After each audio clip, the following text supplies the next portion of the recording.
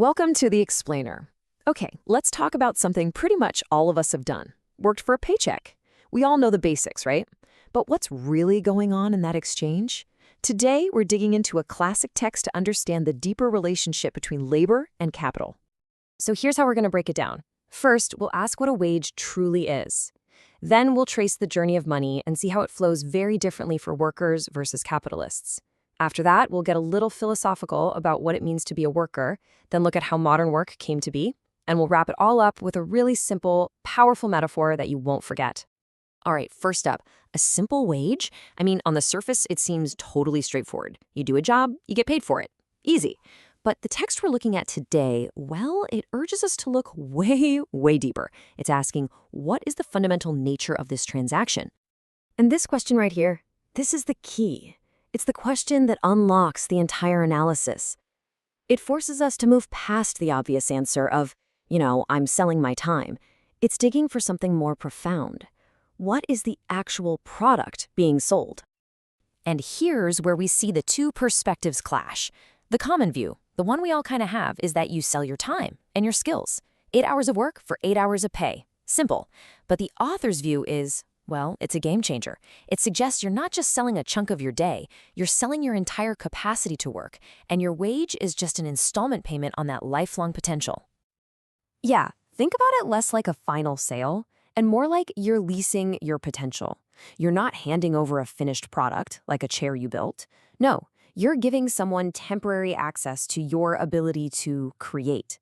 And the amazing part is, that lease renews every single day that you're able to show up and work again.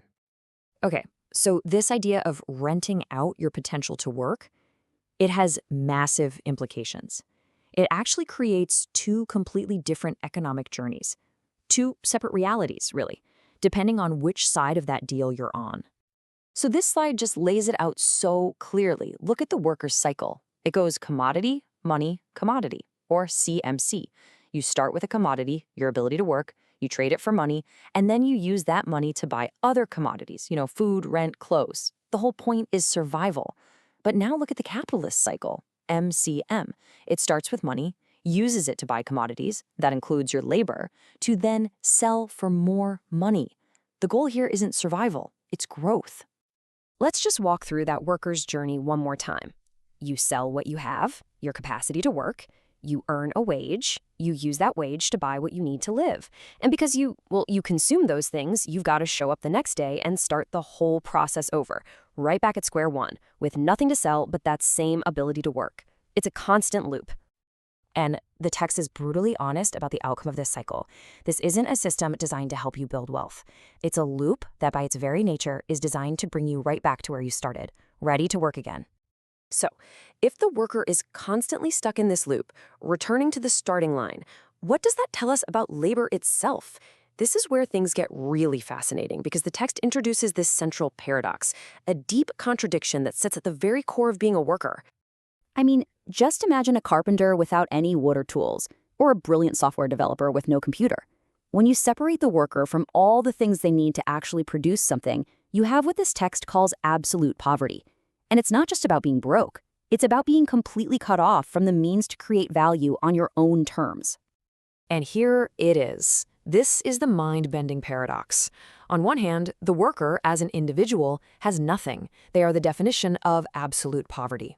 But on the other hand, their work, their living activity, is the one and only thing that creates all wealth. It's this incredible contradiction. Labor is simultaneously the state of having nothing and the sole source of everything.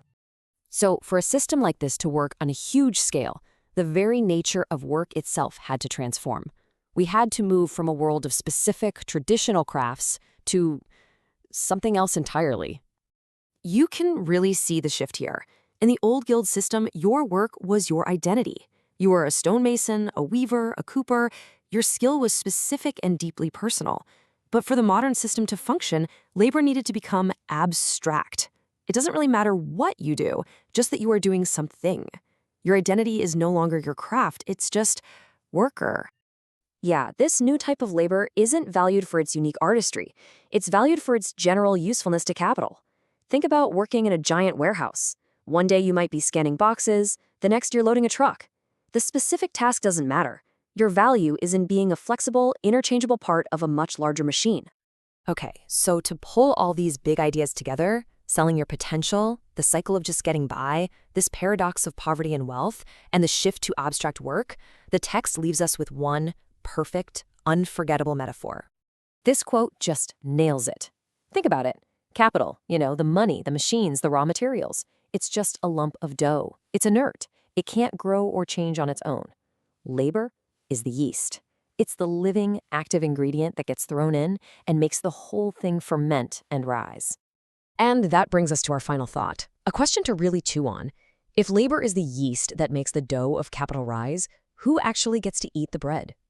That question is at the very heart of the text we've looked at today. And you know what? It feels just as urgent now as it was when it was first written.